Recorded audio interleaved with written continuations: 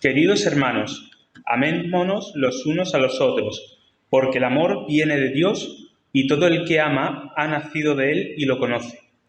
El que no ama no conoce a Dios, porque Dios es amor. Así manifestó Dios su amor entre nosotros, en que envió a su Hijo unigénito al mundo para que vivamos por medio de Él. En esto consiste el amor. No en que nosotros hayamos amado a Dios, sino en que Él nos amó y envió a su Hijo para que fuera ofrecido como sacrificio por el perdón de nuestros pecados. Queridos hermanos, ya que Dios nos ha amado así, también nosotros debemos amarnos los unos a los otros. Nadie ha visto jamás a Dios, pero si nos amamos los unos a los otros, Dios permanece entre nosotros y entre nosotros. Su amor se ha manifestado plenamente. ¿Cómo sabemos que permanecemos en Él y que Él permanece en nosotros? Porque nos ha dado su Espíritu. Y nosotros hemos visto y declarado que el Padre envió a su Hijo para ser el Salvador del mundo. Si alguien reconoce que Jesús es el Hijo de Dios, Dios permanece en Él y Él en Dios. Y nosotros hemos llegado a saber y creer que Dios nos ama. Dios es amor. El que pertenece en amor, pertenece en Dios y Dios en él. Ese amor se manifiesta plenamente entre nosotros para que en el día del juicio comparezcamos con toda confianza, porque en este mundo hemos vivido como vivió Jesús. En el amor no hay temor, sino que en el amor perfecto echa fuera el temor. El que teme espera castigo, así que no ha sido perfecto en el amor. Nosotros amamos a Dios porque Él nos amó primero. Si alguien afirma, yo amo a Dios, pero odia a su hermano, es un mentiroso, pues el que no ama a su hermano, a quien ha visto, no puede amar a Dios, a quien no ha visto. Y Él nos ha dado este mandamiento: el que ama a Dios, ame también a su hermano. Amén.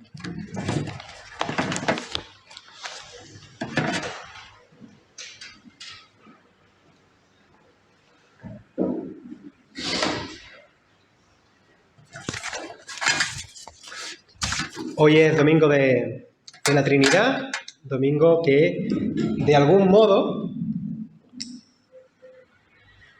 quiere tener o hacernos en nuestras cabezas un poco más presente que Dios es un misterio. Dios es un misterio que nos trasciende, pero es un misterio, valga la redundancia, misterioso. Ese Dios trascendente que se nos escapa de la mente, que se nos escapa del entendimiento, porque somos seres limitados, somos finitos, Él no. Ese Dios que no se puede encapsular, ni siquiera se puede encerrar en dogmas o en doctrinas, ¿no? Aunque las doctrinas, los dogmas y tal, nos ayuden, según como vengan elaborados, ¿verdad?, nos ayuden a entender algo. Ese Dios tan grande se da a conocer amistosamente, paternalmente, dirá Jesús, ¿no?, familiarmente a esas criaturas que ha creado, que somos nosotros. Y cuando digo paternalmente, no lo pensemos desde categorías humanas, como si Dios fuese un varón, ¿no?, o un Dios masculino, ¿no? Dios es el totalmente otro, como estamos diciendo, que se nos escapa del entendimiento. Siempre está más allá de cualquier concepto que podamos emplear para definirlo. Pero ese Dios que está más allá, ¿verdad?, de cualquier concepto, más allá de cualquier cosa, al mismo tiempo se nos hace más acá. Más allá, pero más acá. No me digáis si no es un misterio, ¿no? Del más allá, por utilizar esa expresión, ¿no?, se acerca a este más acá, se acerca a ti y a mí. ¿Por qué? Porque le importamos, porque nos ama. Dios se muestra, se revela muy especialmente en Jesucristo, mediante el cual podemos conocerle, ¿no?, más personalmente, ¿no? Y podemos corroborarlo en nuestra experiencia del Espíritu Santo del que somos templo, y estuvimos hablando la semana pasada de eso. Se revela de una manera muy íntima, de una manera, decíamos antes, amistosa, familiar, se nos hace cercano. El Dios trascendente se hace relacional con todos nosotros. Así que, sí, estamos diciendo que hoy es domingo de la Trinidad y tal, y aunque a mí me encantan las grandes obras teológicas, tanto las que son antiguas como las que son contemporáneas, ¿no?, que se asoman a este misterio de la Trinidad, yo creo que hay un resumen, hay una idea sencilla que nos sirve para vislumbrar algo y que nos sirve sobre todo para vivir. Porque la teología, el contenido teológico tiene que servir luego para que tú puedas encaminarte en la vida, que te sirva de apoyo, que te sirva para vivir, para hacer camino en este peregrinaje por la vida. Esa idea sencilla es lo que se dice en esta primera epístola de Juan, capítulo 4, versículo 8. ¿Sabéis por dónde voy ya, verdad? Que Dios es amor.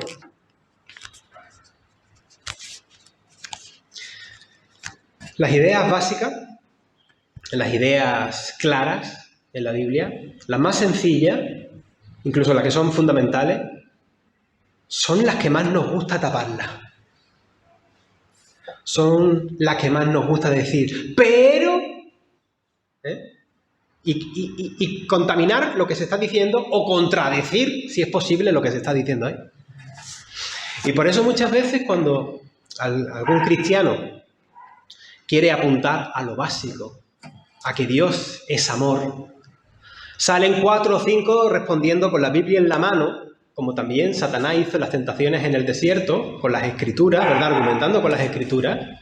Tenéis ese pasaje, sabéis a cuál me refiero, ¿no? Pues aparecen 4 o 5 cristianos para decir que sí, que Dios es amor, pero que también es fuego consumidor. Somos rápidos en poner el pero, para decir lo contrario, o para tratar de decir lo contrario, para opacar la realidad principal, porque esa realidad principal, de alguna manera, nos da miedo, porque no nos encaja en nuestro sistema mental, que algunas veces puede ser un sistema religioso ritualista o un sistema religioso legalista, o no nos encaja en nuestra lógica de la meritocracia, sobre todo viviendo en el mundo que vivimos, que todo es meritocracia pura y dura. Lo que es la gracia, lo que es la misericordia, lo que es el amor, eso nos cuesta entenderlo, porque nadie da nada de gratis, ¿no? Nos da miedo que Dios sea amor, porque preferimos la idea lo estaba hablando contigo el otro día, ¿no? Preferimos la idea de ver a Dios como el estilo de juez, pero no un juez justo casi, ¿no?, sino un juez tan extremada y rocambolescamente severo, casi más bien cruel, que no deja pasar ni una. No un juez justo, sino con su justicia restaurativa, como es la de Dios, sino un Dios justiciero. Nos da miedo también que el Espíritu Santo nos lleve a la libertad, porque preferimos vivir encorsetados, cumpliendo leyes, teniendo el manual de comportamiento robótico debajo del brazo. Mira, este domingo también vuelvo a hacer el robot. Fue el domingo pasado o el anterior, ¿no? Yo qué sé. Nos gusta vivir en una fe en minoría de edad. Porque es más fácil. Es más fácil que te diga qué tienes que hacer. No vivir desde el Espíritu, no vivir en libertad. Que te digan qué tienes que hacer. Y tú obedeces y ya está. Y cuando más se responde que Dios, no, es que Dios es fuego consumidor. Se dice con la intención de, y te va a fulminar, pecador. ¿Verdad? Se dice con esa intención. Pero la idea original está en el libro de Éxodo, cuando se describe la apariencia de Dios, que recordábamos la semana pasada precisamente también, cuando en el monte Sinaí se dio la ley. Pero más concretamente, cuando en Éxodo 24, 7, Moisés sube a la montaña en la que está esa nube que evoca la trascendencia de Dios, ¿no? Que es de una... ¿sí? Y Dios mismo es representado ahí en ese pasaje como un fuego abrasador, que es una forma de expresar, pues, esto, un evento así, una teofanía que se llama, una manifestación del Dios trascendente y eterno, presentándose de una manera inminente y cercana. Y el pasaje lo recoge así. Y luego, es verdad, hay que reconocer que en Deuteronomio 4, versículo 24, se vuelve a hablar de Dios como fuego consumidor. En base, esto también es un poco más complicado de explicar, pero bueno, en base a la infidelidad humana, que por decirlo de alguna manera, esa infidelidad humana, espera que el perro termine, esa infidelidad humana hiere de alguna forma al amor divino. Pero cuando digo que hiere, no lo digo desde esa perspectiva anselmiana, lo digo también porque algunos sabéis por dónde va la cosa. Como decía al principio, el lenguaje humano, el nuestro, es limitado para hablar de Dios. Y hay que recurrir a ideas que se llaman... Hoy estamos dando una clase, ¿eh? Ideas que se llaman antropomorfismo. Que son ideas, pues, por ejemplo, antes creo en alguna canción hemos hablado, me parece, del dedo, en una de las lecturas, ¿no? El dedo de Dios, el salmo creo que era, o la mano de Dios. Pero Dios es espíritu, Dios no tiene mano, pero es una forma de hablar, ¿no? O los ojos de Dios, son formas de hablar, no es una corporalidad. Se hace corporalidad, el logo se hace humano como nosotros, pero Dios es trascendente, decimos que es Él totalmente otro, ¿no? Bueno, pues esta forma de hablar es un antropomorfismo, ¿no? Pero no solamente ideas corporales, la mano de Dios, no sé qué, sino también ideas que tienen que ver con el comportamiento de nosotros, los seres humanos. También son antropomorfismos, sí, se lo proyectamos a Dios. Pero algunas veces que no tenemos más remedio que hablar así, porque si no tendríamos que estar callados y no podríamos hablar de Dios nunca. Y es lícito, totalmente lícito, desde la propia escritura que utiliza un montón de antropomorfismos, ¿vale? Pues uno de esos antropomorfismos recurre a describir ese amor sufrido de Dios, sufrido por esa idolatría humana que prefiere ir al falso calor de los falsos dioses, ¿no? Pues el autor bíblico describe ese amor dolido recurriendo como a la idea de una pareja, ¿no? Que son los celos. Se dice que Dios es celoso, en el contexto de que preferimos ir no con Él, no para Él, no vivimos para Él, sino para los ídolos falsos. Que algunas veces pueden ser no solamente la idolatría a otros dioses y tal, sino nuestra propia idolatría, nuestra egolatría, o vete a saber tú qué cosas hay, ¿no?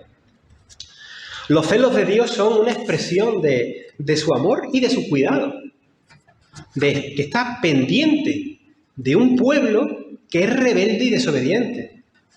Un pueblo que le duele la conducta que lleva, que no le gusta que vaya por esos derroteros, ¿no? Ese pueblo que realmente eso, no le quiere, le traiciona continuamente. Traiciona el amor que Dios le tiene, ¿no? Y ese amor dolido de Dios por nuestra infidelidad actúa con consecuencias, pero no son consecuencias vengativas, como nos gusta a nosotros pensar y algunas veces recrearnos, como si eso nos diera satisfacción. No seamos sádicos, por favor. Hoy, por ejemplo, esta mañana, por un grupo de WhatsApp, me compartían el versículo 11 del Salmo 7, que dice que Dios está airado, es decir, enojado, con el impío todos los días. Y me lo mandan así. Dios está airado con el impío. Salmo 7. Vale, muy bien. ¿Pero qué expresa realmente eso en realidad? ¿Qué tiene que ver? ¿Cuál es el disgusto de Dios contra el mal? ¿A qué está remitiendo el texto? ¿No? No recuerdo exactamente las palabras, pero vi una vez a uno responder ante esto de que Dios es fuego consumidor. Él decía, Dios es fuego consumidor, sí, sí. Consumidor de tu orgullo, consumidor de tu fanatismo, de tu intolerancia, de tu maldad. Y la verdad es que no le faltaba razón. Y por eso nos libera. La idea de fuego, entendido como juicio, que también aparece en el Nuevo Testamento, ya lo he dicho en alguna ocasión, no debe de darnos miedo, sino paz. Que Dios quite de nosotros todo lo que no anda bien, yo creo que es lo mejor que nos puede pasar. Que sea consumidor en ese sentido. Debemos ser receptivos para eso, ¿no? El gran predicador, esto ya es por añadir un poquito más, ese gran predicador inglés del siglo XIX, que era Charles Spurgeon, no entendía ese concepto de fuego consumidor como lo usan algunos talibanes de la fe evangélica de hoy en día. Este hombre, este gran predicador, decía, que Dios mismo, que es fuego consumidor, arda, fíjate ya, mira cómo lo utiliza él, arda siempre en vosotros como en la zarza de Oreb. Y a los predicadores, con esta misma idea, este predicador le decía, arded por dentro con perfecta consagración a Dios y luego arderéis con fulgor en el púlpito, relacionando con la idea del fuego consumidor de Dios, ¿no? Y más adelante dice, ser consumidos por Dios para su propio servicio es ser bendecido hasta lo sumo. Fíjate tú cómo cambian las cosas según el enfoque que se le da, ¿no? Quizás sea un poco subjetivo, lo reconozco. Nosotros muchas veces, yo soy un predicador que no le gusta mucho hablar de la fe cristiana como algo individualista, sino hago mucho hincapié en lo comunitario. Y quizás esto es un poco subjetivo, pero cuando tú experimentas el amor de Dios en tus carnes, en tu vida, terminas por ubicar muchas cosas, pones muchas cosas en su sitio. Ideas, por ejemplo, como juicio, ideas como retribución, ideas como la del fuego, y cosas así cobran un sentido más ordenado. Y dejas de ver a Dios como si fuese una especie de ogro cósmico o algo así. Porque has experimentado su amor. Dios es amor. A veces la gente tiene ideas de Dios como si fuese el mal personificado. Una especie, de verdad, que hay discursos cristianos que, una especie de mega ultra Satanás. ¿Habrá peor herejía que esa? Pero muchos creyentes piensan así. Hemos leído en el versículo 18, además me ha gustado mucho la versión que hemos leído. Dice, en el amor no hay temor, sino que el perfecto amor echa fuera el temor, porque el temor lleva en sí castigo. ¿Cómo decía esta traducción? ¿Tenéis alguno de la Biblia a la mano? Porque el temor lleva en sí castigo. El 18. En el amor no hay temor, sino que el amor perfecto echa fuera el temor. El que teme espera el castigo. Así que no ha sido perfecto. El que teme espera el castigo. Yo diría eso, que muchos creyentes ya viven en un tormento. Viven en un castigo. Con ese peso de esa idea de Dios que le pisa, que no le deja ni no se siente amado. Se sienten aplastados, acusados todo el tiempo, ¿no?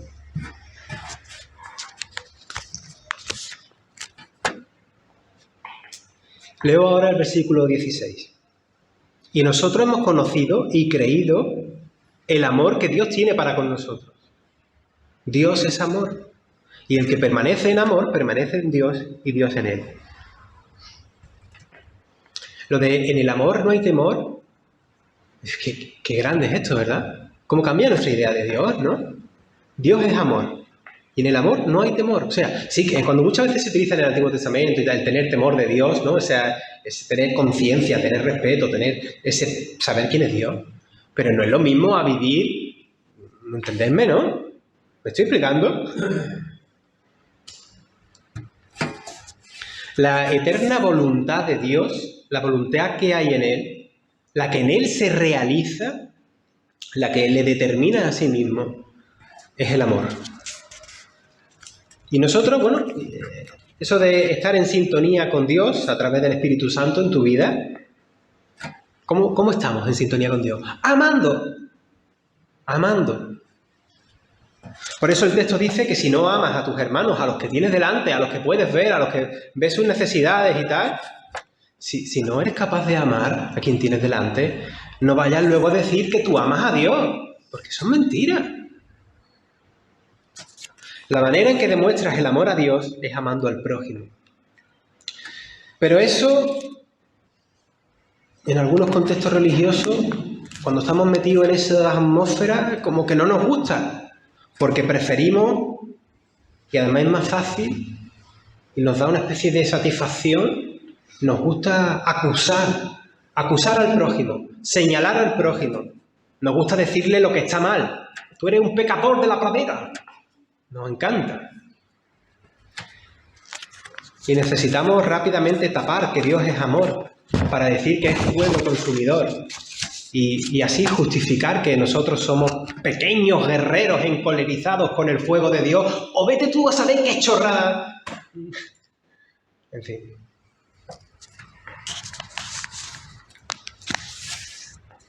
Qué peligrosos son este tipo de pensamientos y cuánto daño hacen.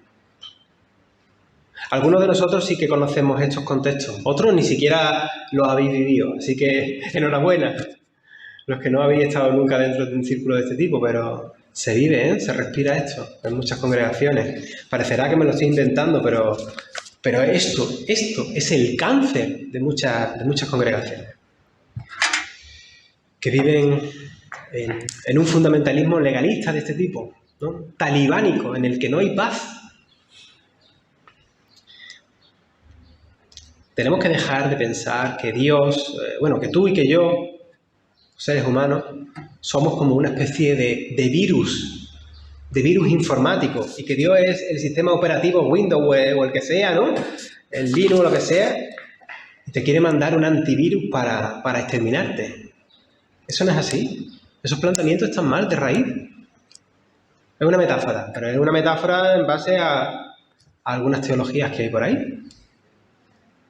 Dios quiere, por amor, rescatar, sanar, restablecer, liberar, acompañar y guiar a una humanidad rota. Todos conocemos todas las cosas que ocurren en el mundo y a veces las padecemos, ¿no? Una naturaleza también rota, ¿no? Y esa humanidad y a esa naturaleza la quiere guiar a sí mismo. Esa es la redención.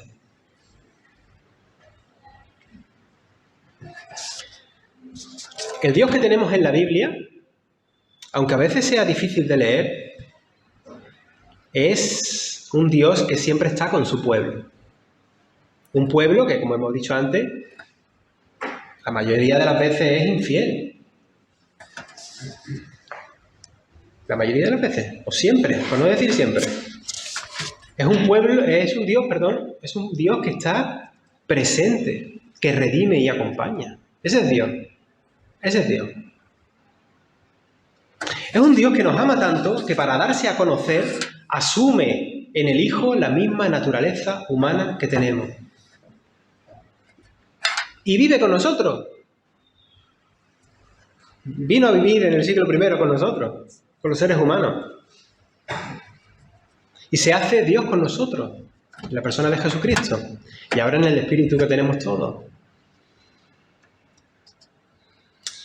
Es un Dios que nos ama tanto, que envía su propio Espíritu en cada uno de nosotros. Dime tú si eso no es grande.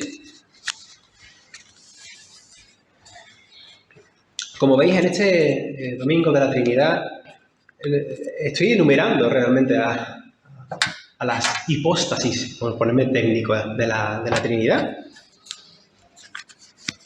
en su manera de relacionarse con nosotros. Y Dios, que es un Dios comunidad, Padre, Hijo y Espíritu, nos está invitando a ser comunidad entre nosotros y entre nosotros con Él. Yo esto es que me parece tan grande. Y para un culto donde la Iglesia recibe la inscripción de membresía de Carmen, no puede haber palabras mejores, ¿no? Comunidad, comunión, ser uno, ser un solo cuerpo, el cuerpo de Cristo. No sé. Dios está abierto hacia la familia humana, hace familia con nosotros.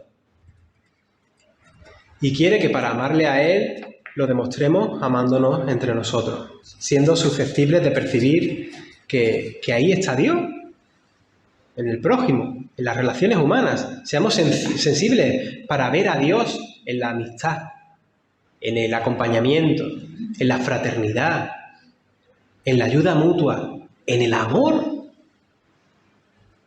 Hermanas y hermanos, no hay vuelta de hoja. Dios es amor y punto pelota. Bueno, Soli Deo Gloria.